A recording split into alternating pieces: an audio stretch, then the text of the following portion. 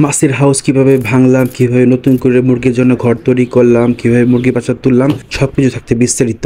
আসসালামু আলাইকুম, কেমন আছেন সবাই? আশা করছি অনেক ভালো আছেন। আমি কাউসার আছি আপনাদের সাথে। আজকে চলে এলাম নতুন এক ভিডিও নিয়ে। তো আমার ছাদে একটা মাছের ট্যাঙ্ক ছিল, এটা আপনারা সবাই জানেন। তো আমি মাছের ট্যাঙ্কটা আজকে ভেঙে ফেলতেছি। বড় একটা হামার নিয়েছি, হামারের সাহায্যে ইটের দেয়ালগুলো ভেঙে ফেলতেছি। তো এখানে হবে আমার মুরগির ঘর। তো আমার ওই পাশটাতে একটা মুরগির ঘর আছে, ওই ঘরটাকে এবার আরো বড় করব। তো আমার ওই ঘরটাতে 320 টাইগার মুরগি পালন করা যায়।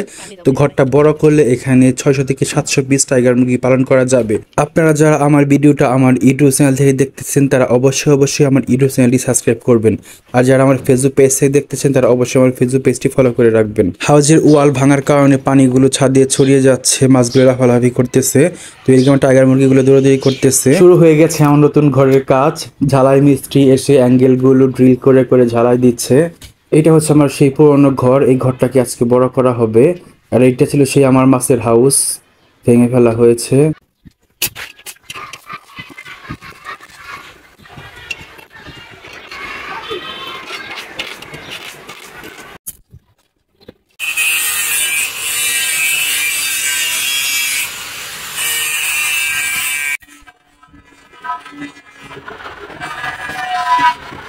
আজকে কাঠমিস্ত্রি আসছে টিনের চাল এবং সাইডের নেটগুলো বাঁধার জন্য। তো সাইডের নেটগুলো প্রায় বাঁধা শেষ, এখন টিনের চাল দেয়া হচ্ছে। মাশাআল্লাহ, অনেক সুন্দর হয়েছে ঘরটা। আপনারা সবাই আমার জন্য দোয়া করবেন, আমি যেন এই ঘরে মুরগি পালন করে সফল হতে পারি। আমার ঘরের কাজ প্রায় শেষ। তো আমি শীট দিয়ে এখন একটা ব্লোডিং তৈরি করব, কারণ আমার বাচ্চার অর্ডার দেয়া আছে। তো আমি শীট তুষ এগুলো সব বিছিয়ে বোর্ডিং সিস্টেম তৈরি করব, কারণ যে কোনো দিন বাচ্চা চলে আসবে। তাই আমি বোর্ডিংয়ের জায়গাটা তৈরি করে নিচ্ছি। আমার মুরগির ঘরটা কেমন হয়েছে সেটা আপনারা অবশ্যই কমেন্টস করে জানাবেন। আমার এই মুরগির ঘরটাতে কিছু ইলেকট্রিক্যাল কাজ বাকি ছিল। তো সেই কাজ করার জন্য আসছে এলাকার ছোট ভাই শাহিন, জিহাদ, আরো কয়েকজন ছোট ভাই আসছে আড্ডা দেওয়ার জন্য। সেটা হচ্ছে সাকিব, তামিম, তো আরো কয়েকজন। তো সবাই মিলে অনেক মজা করলাম, আড্ডা দিলাম, কাজ করলাম। তো আমি তুষগুলো ভালো করে বিছিয়ে নিচ্ছি, কারণ তুষগুলো সমান না হলে পেপার বেছানো যাবে না।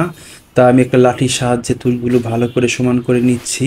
তুষ সমান করার পর পেপার বিছিয়ে তারপর এখানে বাচ্চা ছাড়বো। আর কয়েকটা লাইট দিয়েছি। এখন তো প্রচুর গরমের কারণে লাইট কমিয়ে দেওয়া হয়েছে। শীতের মধ্যে লাইট লাগে বেশি, হিট লাগে বেশি। এখন তো এমনিতেই হিট, প্রচুর গরম, তাই মাত্র 3টা বাল্ব লাগিয়েছি, 3টাতে যথেষ্ট। আমার মুরগির বাচ্চা চলে আসছে।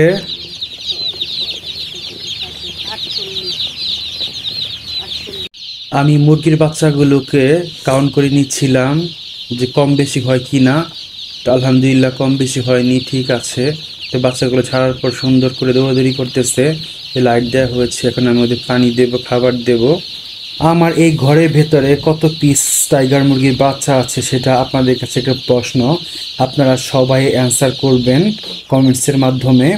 তো আপনারা যদি আসলে অ্যান্সার দিতে না পারেন তাহলে আমি নিজেই সেটাকে শেয়ার করব কত পিস বাচ্চা আছে। তো আপনারা ট্রাই করবেন অ্যান্সার সঠিক দেওয়ার। ভিডিওটা যদি আপনাদের কাছে ভালো লাগে তাহলে শেয়ার করবেন, কমেন্টস করবেন, আর সবাই আমার পেজটা ফলো করবেন। তো আজকে ভিডিওটা এ পর্যন্ত, দেখা হচ্ছে পরবর্তী ভিডিওতে। ততক্ষণ সবাই ভালো থাকবেন, সুন্দর থাকবেন, সুস্থ থাকবেন। আসসালামু আলাইকুম।